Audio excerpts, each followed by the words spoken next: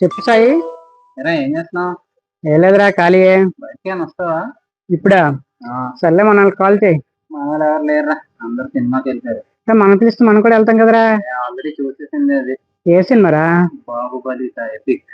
ఓ, ఇది ఎక్కువ అయిపోయారు బాబు. ఇప్పుడు నీకు వచ్చిన బాధ ఏంటి? ఏం లేదు, ఆల్రెడీ చాలా సార్లు చూసాం కదా, మళ్ళీ అంత ఖర్చు పెట్టుకొని ఎందుకు చెప్పి వెళ్ళడం? ఓన్లీ టికెట్ ప్రైస్ ఏం తక్కువ ఉంటుందా? కొత్త సినిమాకి ఉన్నట్టు ఉంటాయి. అవునులే, అది నిజమే. కానీ రీ రిలీజ్కి వెళ్ళేది ఫ్యాన్స్ రా, ఆడియన్స్ కాదు. వాళ్ళకి వాళ్ళ ఫేవరెట్ పర్సన్ స్క్రీన్ మీద కనిపిస్తే చాలు, ఇదేం కనిపించాలి. మాకు కూడా డబుల్ బెడ్ తీసుకెళ్ళచ్చు కదా.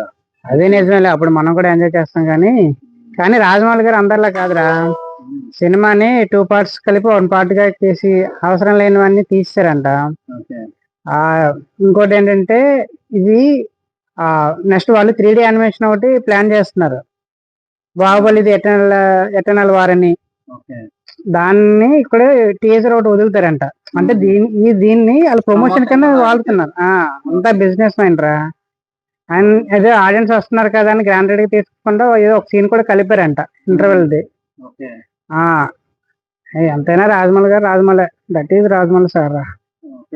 మనం పని చేద్దాం, మనం ఖాళీ ఉన్నప్పుడు 2 సినిమాలు కలిపి ఒకేసారి చూసాము. That is middle class man. ఓకేరా.